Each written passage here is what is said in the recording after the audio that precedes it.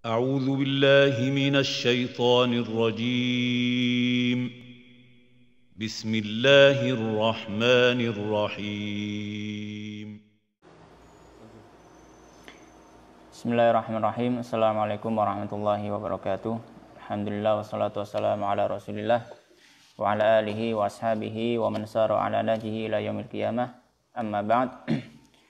Ikhwan fiddin wa akhwat fillah, ma'asyiral muslimin jamaah rahimani wa rahimakumullah. Ini adalah pertemuan yang keempat dalam pembahasan kitab Ushulus Sunnah yang ditulis oleh Al-Imam Abu Bakar Abdullah bin Zubair Al-Humaidi rahimahullah ta'ala yang wafat tahun 219. Dan pada pertemuan keempat ini insyaallah adalah pertemuan terakhir, kita akan membahas tentang hukum orang yang melakukan dosa besar. Apakah dia keluar dari keimanan atau keluar dari keislaman ataukah tidak. Di kitab halaman yang ke-6, Hukmu murtakibil kabirati, hukum orang yang melakukan kabirah. Kabirah itu dosa besar. Min ahlil kiblati, dari ahli kiblat, yaitu orang Islam. Jadi bagaimana hukum orang Islam yang melakukan dosa besar dalam pandangan Imam Al-Humaidi. Beliau mengatakan, wa alla, dan tidaklah nakulu atau nakula, kita mengatakan kama, sebagaimana qalat, berkata al-khawariju, orang-orang khawarij. Man, barang siapa, asoba, yang melakukan kabiratan, dosa besar, faqad, maka sungguh kafaro, dia kafir. Beliau mengatakan bahasanya kita tidak mengatakan, kita dalam artian ini adalah para ahlu sunnah wal jamaah. Ahlu sunnah wal jamaah dan para ulama hadis, termasuk Imam Humaidi yang beliau murid Imam Syafi'i. Beliau mengatakan, kita tidak mengatakan sebagaimana ucapan orang-orang khawarij. Ya. Orang khawarij itu mengatakan seperti apa? Orang khawarij mengatakan, man asaba kabiratan faqad kafar. Barang siapa yang melakukan dosa besar, dia otomatis murtad. Barang siapa yang melakukan dosa besar, dia otomatis murtad. Ya. Kita tidak mengatakan demikian. Ya. Kita tidak mengatakan demikian. Misalkan dosa besar apa? Zina. Orang zina, maka setelah zina dia otomatis sudah murtad. Dia harus syahadat kembali. Mencuri. Ya, mencuri, maka mencuri dosa besar, ya. Barang siapa mencuri, maka otomatis setelah dia mencuri, dia sudah kafir. Itu kata orang khawarij. Tapi ahlu sunnah berbeda. Ahlu sunnah mengatakan mereka tidak murtad. Kemudian beliau melanjutkan, wala nukaffiru, dan kita tidak mengkafirkan, bisyai'in, dengan sesuatu, minadzunubi, dari dosa-dosa. Innamal kufru, hanya saja kekafiran itu, di dalam perkara tarkil khamsi, meninggalkan 5. Allati, yang qala, bersabda Rasulullah sallallahu alaihi wasallam, bunyal islamu, bunya dibangun, al-islamu Islam, ala, di atas, khamsin, 5 perkara. Syahadati, syahadat, an la ilaha illallah, ya, tidak ada sesembahan yang berhak diibadahi kecuali Allah. Wa anna Muhammadan, dan sungguhnya Muhammad itu Rasulullah. Wa iqamus salati, dan mendirikan salat. Wa ita'iz zakati, dan menunaikan zakat. Wa shaumi ramadhan, dan puasa Ramadan. Wa hajjil baiti, dan berhaji ke rumah Allah. Baik. Beliau mengatakan, kita tidak mengkafirkan seseorang dengan dosa besar yang dia lakukan, kecuali kalau dia meninggalkan dari rukun Islam. Dia meninggalkan dari rukun Islam. Dan ini ada perbedaan pendapat dari kalangan Ahlussunnah sendiri. Dari kalangan Ahlussunnah ada perbedaan pendapat. Apakah orang yang meninggalkan rukun Islam selain syahadat yang pertama, apakah dia kafir otomatis atau kafir secara mutlak, ataukah ada perincian? Ya, ataukah ada perincian? Imam Al-Humaidi termasuk orang yang mengatakan kafir secara mutlak. Orang yang tidak sholat, orang yang tidak puasa, kafir secara mutlak. Nah, ini masuk dalam ranah pembahasan akidah yang cabang. Ya, ada perbedaan dalam masalah ini. Dan ini juga nanti efeknya ke masalah fikih. Pendapat yang lain termasuk di dalamnya Imam Syafi'i rahimahullah ta'ala mengatakan tidak dihukumi secara mutlak. Kalau orang meninggalkan salah satu dari rukun Islam kecuali syahadat, kalau orang meninggalkan syahadat sudah tidak mau syahadat, maka secara otomatis dia tidak masuk Islam karena syahadat adalah pintu orang masuk Islam. Tapi rukun yang selanjutnya, rukun salat, zakat, puasa, haji, apakah dia otomatis akan kafir? Maka Imam Syafi'i dan juga banyak dari para ulama Ahlussunnah mengatakan tidak otomatis kafir. Tapi diperinci. Kalau orang tersebut mengingkari kewajibannya, mengatakan sholat itu nggak wajib, sholat 5 waktu nggak wajib, maka dia kafir.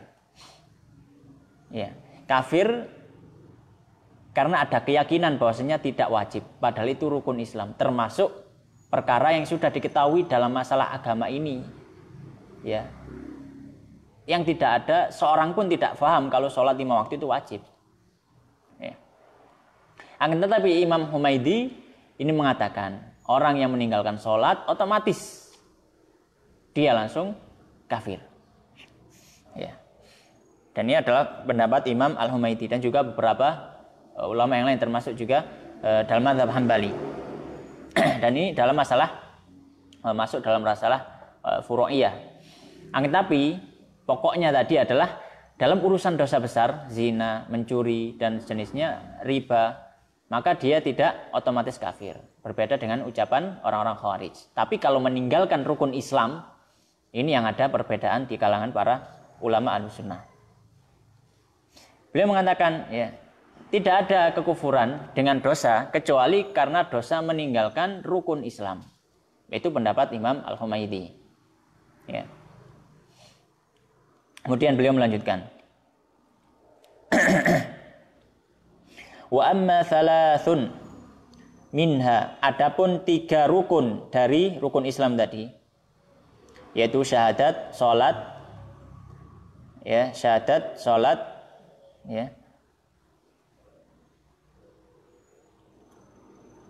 Beliau mengatakan, wa amma thalathun minha, dan adapun 3 dari rukun Islam tadi, fala yunadharu tarikuha, maka orang yang meninggalkannya tidak perlu didebat. Dalam artian tidak perlu ditanya apakah kamu meninggalkan karena karena juhud, ya, karena tidak percaya kewajibannya atau karena malas gitu. Man lam yatasyahhad, barang siapa yang tidak bersyahadat, walam yusolli, dan tidak sholat, walam yasum, dan tidak mau puasa. Ya, jadi tiga rukun Islam yang otomatis orang yang meninggalkannya kafir secara mutlak menurut Imam Humaidi adalah orang tidak bersyahadat, orang tidak sholat, dan orang tidak puasa Ramadan. Sholat wajib maksudnya. Li'annahu la yu'akharu, karena tidaklah bisa ditangguhkan min hadza, dari perkara ini, syai'un, sesuatu, an waktihi, dari waktu yang sudah ditentukan, wala yujzi'u, dan tidak bisa, tidak mencukupi, min qadha'ihi, untuk diqadha, ba'da tafritihi, setelah sudah lewat zamannya, sudah lewat waktunya, ba'da tafritihi fihi, di dalam rukun Islam tersebut, amidan, ya, secara sengaja, an waktihi, dari waktu yang sudah ditentukan.